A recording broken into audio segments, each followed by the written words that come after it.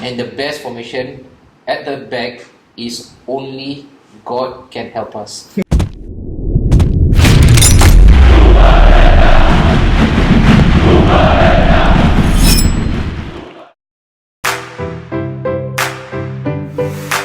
Arsenal, Crystal Palace, what fucking drama.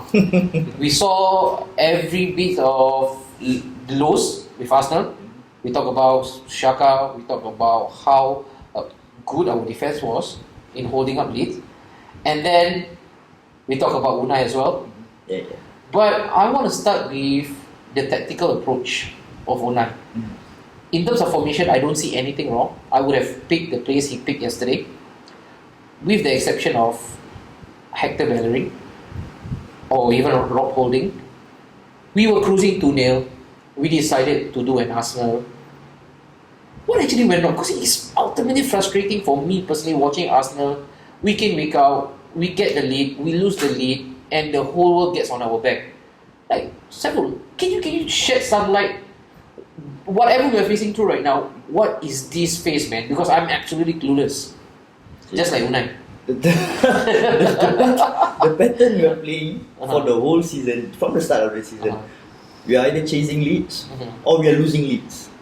We are never cruising, trashing teams by more than 1 or 2 goals.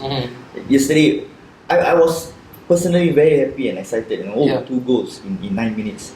Yeah, we're gonna finish Crystal Palace off, and then we just switched off. Okay, second half we got attacked by Crystal Palace. Okay, fine. He scored 2 goals. Fine.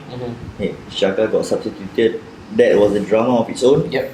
And after that, we went on the attack. We had 70% possession after that, but we did not manage to score a goal because what I feel is we lack a playmaker to deliver the final balls to our 3. Cue Mesut Ozil.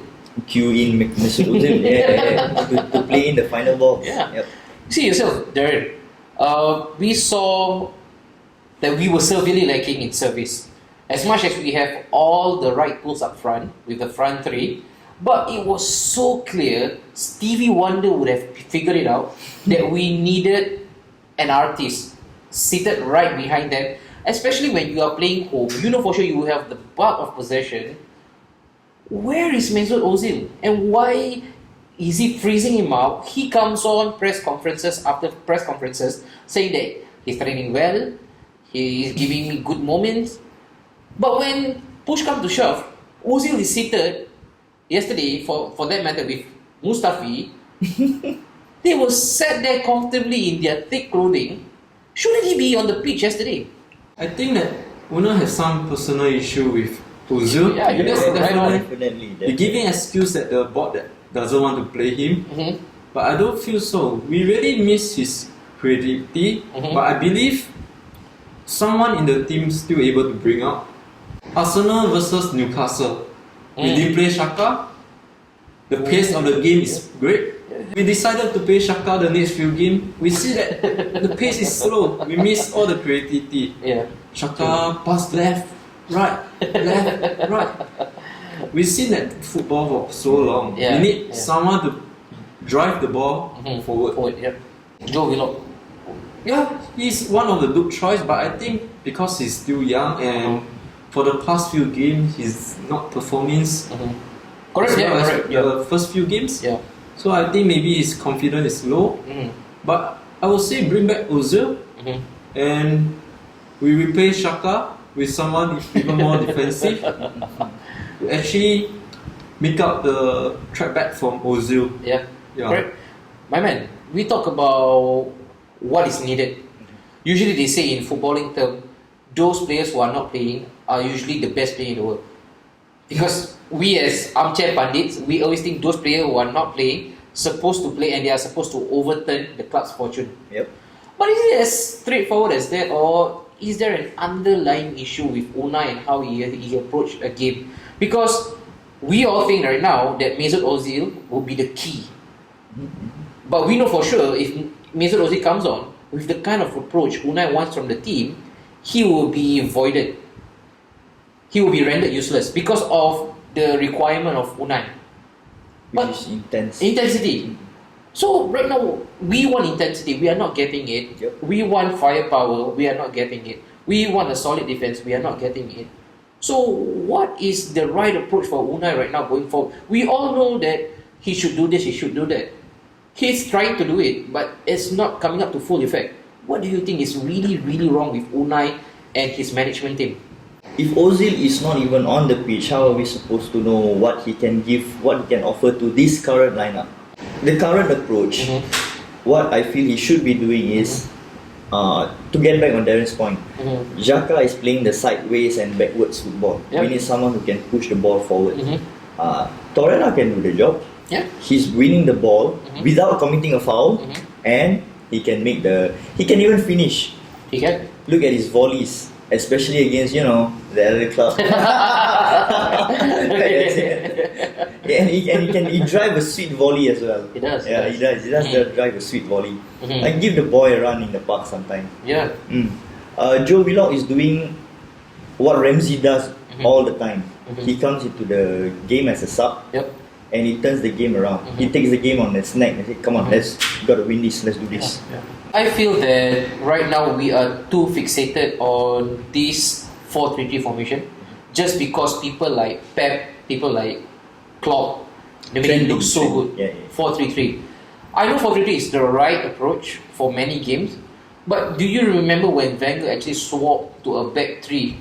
After donkey years of staying put to his philosophy, he changed to 3-5-2. We got a 2-0 win at Etihad because of the different approach. I feel that we shouldn't come up with the front three all at one time. For me, knowing that I have really a weak back line, where our spine is really weak, shouldn't we go with a formation of probably a 4-4-2, a flat 4-4-2, or 4-1-1? I would say you have to depends on who you are against. We saw Man U against Liverpool, how they shut down all the wings. Yeah. I mean, for a manager, you can't always stick to one formation. You need to find the best formation to shut down the best offense of the opponent. What Unai is missing this season, right, is he has no confidence in himself anymore. He even had doubts on who he's choosing. Yes. I mean, we saw that the first game, the defense played well. We have the first clean sheet. Against Newcastle. But why the hell you have to change Chamber to the right back? Yeah, I agree. Because now we have Emery come back. And just to wrap this up quickly, we've seen two really, really atrocious performances, one at Sheffield and one against Crystal Palace. I'm really not looking forward to the next one. Do you think there is still salvation at the end of the road in terms of how we perform, both home or away? My man, take it away. Pepe could be played in the false nine position right behind Aubameyang, because Pepe can hold the ball. He's very good at doing that. You can see him. Man, he even made Van Dijk look a schoolboy. But he couldn't finish. I gotta be safe with the Liverpool fan. He couldn't finish. But he did make Van Dijk look like a schoolboy that game. A change in formation, and we both know. I think Darren knows as well. For the past few seasons, not games. For the past few seasons, we've been getting points because we are outscoring the opponents, not because we are shutting them out. Spot on. So the key focus right now is to score more goals, more than the opponent. Yeah. We are not. We can't keep the opponents away from our goal for some reason. We are like an open house. We are. And you know what? I think the best way going forward for Arsenal, and if you guys don't agree, please leave it in the comment. We have all the top shining armory up front with Pepe, Lacazette, and Aubameyang, and the best formation at the back is only God can help us. That's the formation going forward.